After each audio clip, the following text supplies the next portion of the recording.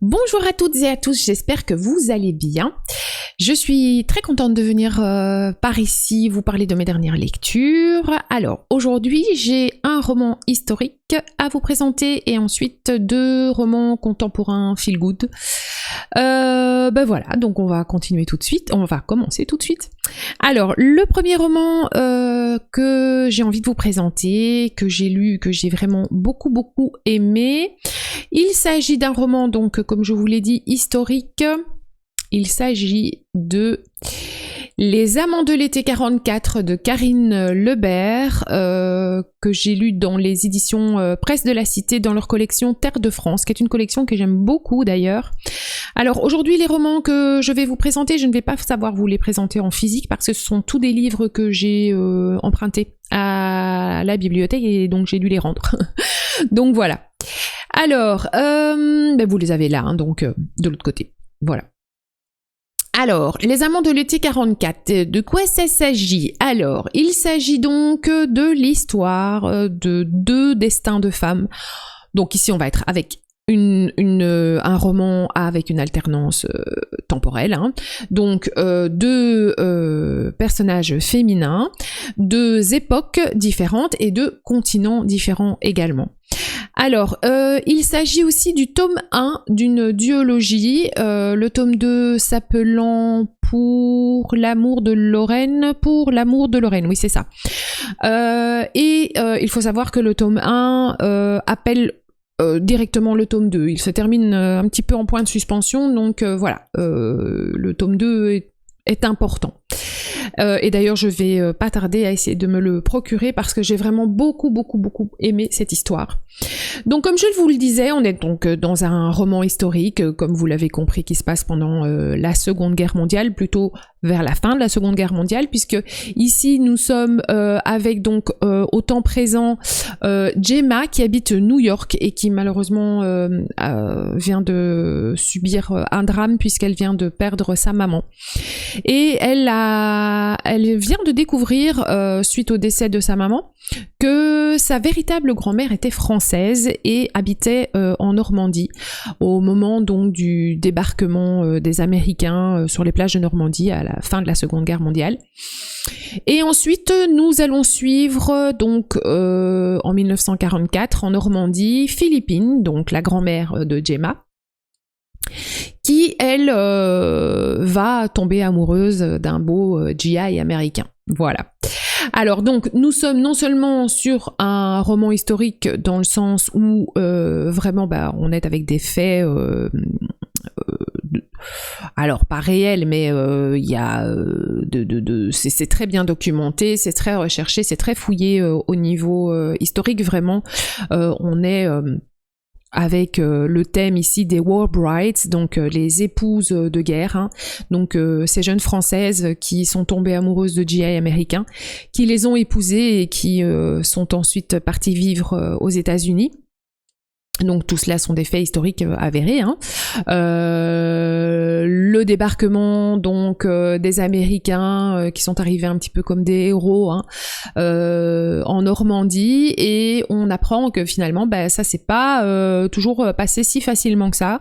La cohabitation entre Français et Américains n'a pas toujours été hyper facile, hein. On les a vus débarquer un peu en tant que héros évidemment, mais eux se sont parfois un petit peu installés d'une manière qui n'a pas toujours plu vraiment aux Français dans leur région de Normandie. C'était leur pays, leurs coutumes, leurs habitudes. Les Américains débarquent avec leur culture, leurs coutumes à eux, etc. Donc ça n'a pas non plus été toujours très facile. Toujours est-il que donc Philippine tombe amoureuse de son beau GI américain et décide de l'épouser et de partir vivre aux États-Unis. Donc le thème des war brides, le thème du rêve américain, l'espoir de cette fin de guerre, hein, je vous dis les suites de ce débarquement, tout y est vraiment très bien très très bien expliqué, c'est très très bien écrit. Karine Lebert a dû quand même faire un beau petit travail de recherche, je pense, pour bien documenter son roman, et ça se sent. Voilà, moi j'ai trouvé ce roman très très beau, j'ai très envie de découvrir la suite. C'était très immersif, on a vraiment l'impression de vivre aux côtés des personnages. Ils font un petit peu partie de notre vie le temps de 400-450 pages, et moi j'étais toujours très contente d'y retourner, donc vraiment j'ai beaucoup aimé ce roman historique.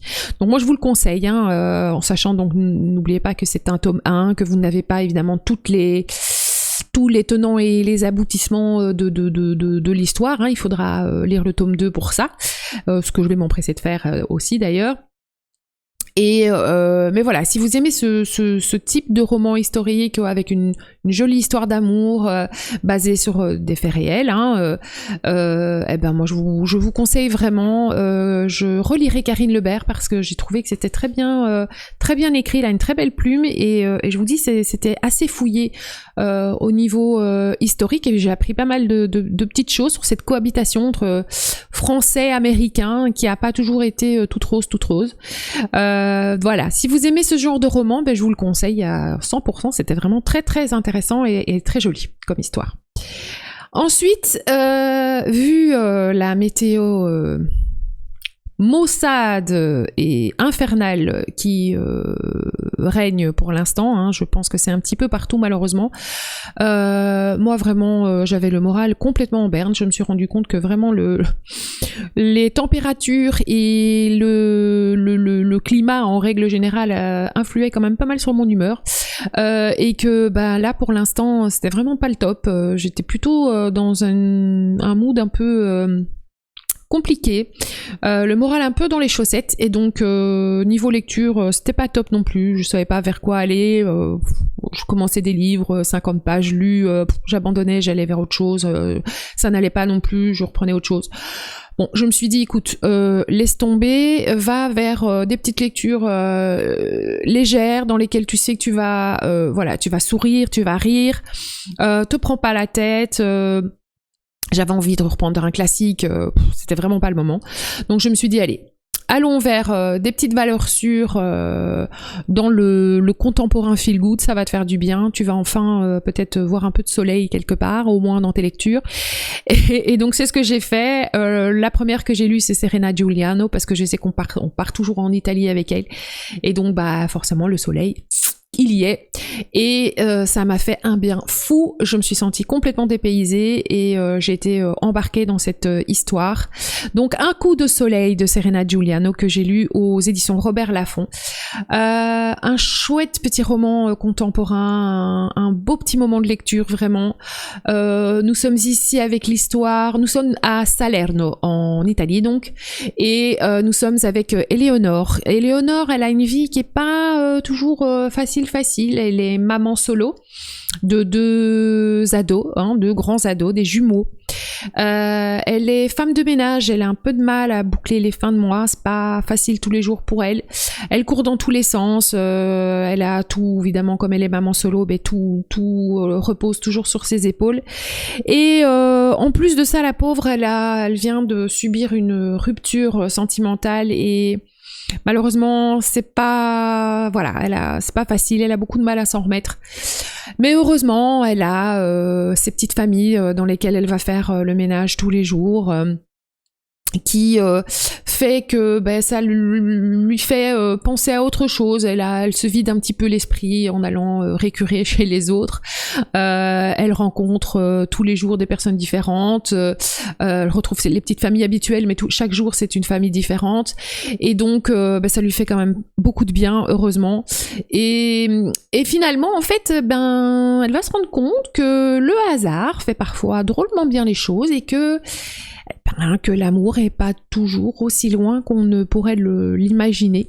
Et voilà, c'était un beau roman vraiment léger, mais qui aborde des sujets quand même pas toujours aussi si facile, qui aborde donc le thème voilà des finances, malheureusement, hein, c'est pas toujours évident, on n'a pas toujours facile à boucler les fins de mois, le thème des mamans solo qui ont toutes les responsabilités sur leurs épaules, les ruptures sentimentales, voilà, le divorce, etc. Donc des sujets quand même assez importants, mais qui sont toujours abordés avec tellement de finesse et puis aussi avec beaucoup d'émotion et beaucoup d'humour, surtout par Serena Giuliano. Et moi je me suis laissée complètement embarquer dans cette histoire.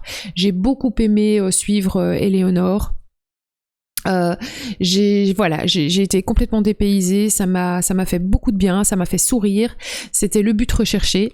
C'est un petit roman assez court, hein, il fait même pas 300 pages je pense, avec des chapitres très très courts aussi, donc voilà, vous passez de page en page, voilà, sans vous en rendre compte, parce que vous prenez 5 minutes puis vous dites tiens, voilà, j'ai fini ce chapitre là, je vais encore en lire un, et puis tiens, je vais passer au chapitre suivant, puis finalement vous avez dégommé le bouquin. Vous en êtes pas rendu compte, parce que tellement vous êtes immergé avec la vie d'Éléonore, et moi ça m'a beaucoup plu. Juste voilà, s'il faut lui trouver un ou deux petits défauts, le premier petit défaut que j'ai trouvé, c'est que j'ai trouvé que les personnages étaient parfois un petit peu trop parfaits. Voilà.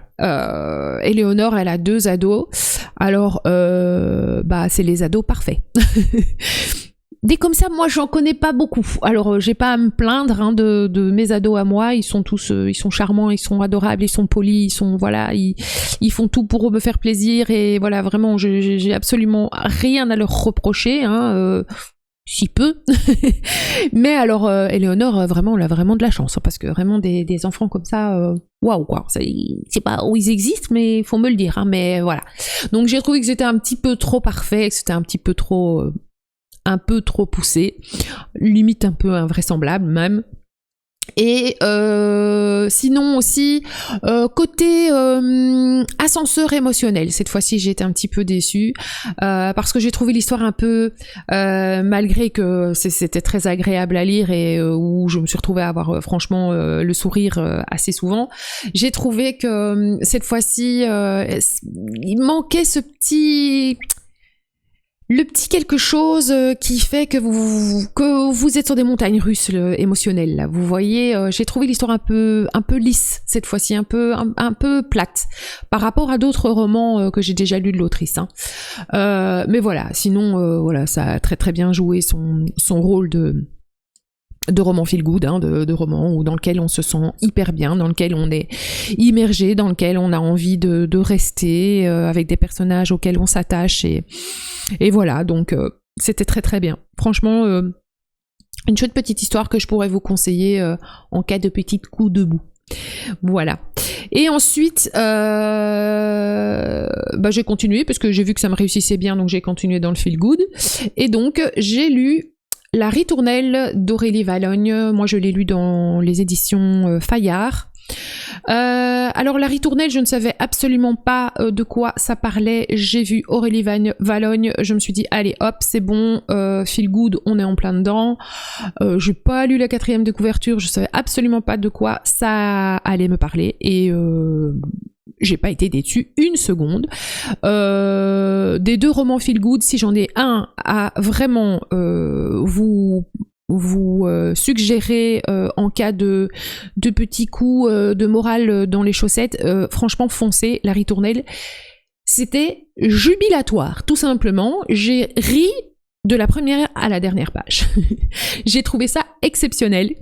On est ici en fait avec l'histoire d'une réunion de famille, hein, je vous dis, j'ai absolument pas lu la 4e de couverture, donc je savais pas de quoi ça allait parler, et puis en fait j'attendais le soleil, et ici point de soleil parce qu'on est au réveillon de Noël. Donc voilà. Mais donc réunion de famille, hein, autour de la table pour le réveillon de Noël. Famille un peu dysfonctionnelle, avec des personnages assez hauts en couleur, les éléments un peu perturbateurs, quelques-uns un petit peu déjantés, limite quand même limite, vraiment limite déjanté pour certains. Mais des dialogues en ping-pong du début jusqu'à la fin du bouquin, des réparties exceptionnelles, un sketch. C'est un sketch, ce bouquin. Et, enfin, moi, j'ai ri. C'est fou rire garanti. Hein. Ça, j'ai ri du début jusqu'à la fin, je vous assure. Celui-là, il m'a vraiment, mais vraiment mis de bonne humeur. C'est vraiment, je vous le conseille, celui-là, à 100%. Voilà, de nouveau, petit livre assez court aussi, avec des chapitres très, très courts aussi, donc très, très vite lus. Et puis, je vous dis, ces dialogues en ping-pong, des imbroglios, des incompréhensions autour de la table, des disputes, et puis finalement, en fait, il y a des personnages qu'on se met à adorer au début, d'autres qui sont détestables, et puis finalement, on se met quand même à les aimer parce qu'on les excuse, quoi. Parce que, voilà, ils ont des circonstances atténuantes, et puis finalement, on se met à les adorer aussi. Et c'était tout simplement exceptionnel. Moi, j'ai trouvé ça jubilatoire. Je vous dis, c'est vraiment le mot, jouissif. C'était excellent. Voilà, un dîner explosif, mais un dîner qui fait ressortir vraiment toutes les émotions, tout le côté vraiment réaliste, le côté vraiment humain des relations familiales, quoi. Hein. Une famille un peu comme toutes les autres, dans le sens où il y a aucune famille évidemment parfaite. On a tous nos qualités et nos défauts. Je pense que dans chaque famille il y a toujours des petits couacs, hein, mais finalement à la fin qu'est-ce qui se passe? Tout le monde s'embrasse et puis on se pardonne tout, et puis voilà, parce que tout simplement parce que c'est la famille, et que voilà, on essaye de faire en sorte que tout se passe toujours bien, même si voilà, hein, parfois il y a des exceptions évidemment, et parfois voilà, c'est plus compliqué que d'autres, mais en tout cas dans le roman d'Aurélie Valognes, c'est comme ça que ça se passe.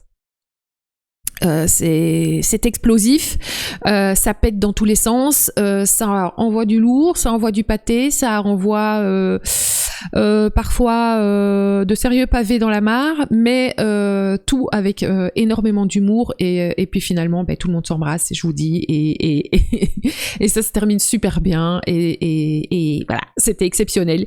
J'ai ri du début jusqu'à la fin. Je me suis retrouvée avec la petite larme à l'œil à la fin, de rire et d'émotion aussi un petit peu quand même. Voilà, donc moi franchement celui-là, si vous avez un coup de mou, hein, que vous êtes un petit peu dans le bas de la pente là, hein, pas trop le moral, hein, franchement, la ritournelle d'Aurélie Valognes, croyez-moi, ça va le faire. Donc voilà pour mes dernières lectures. Alors j'ai encore lu un ou deux petits romans entre-temps, dont je viendrai vous parler dans pas longtemps. Je pense que je viendrai peut-être vous faire aussi un petit book haul d'ici quelques jours, parce que j'ai quelques livres qui sont rentrés dans la palle. Alors soit des livres que j'ai trouvés en boîte à livres tout simplement, ou des livres que j'ai trouvés pour vraiment des petites sommes de rien du tout en occasion, et je me suis fait plaisir, quoi. Donc je pense que je viendrai vous faire ça. Ça fait longtemps que j'ai plus fait un petit book haul sur la chaîne. Je pense que ça pourrait être une chouette idée. Voilà. Bon, écoutez, moi j'espère sinon que pour vous, tout va bien. J'espère que vous n'êtes pas trop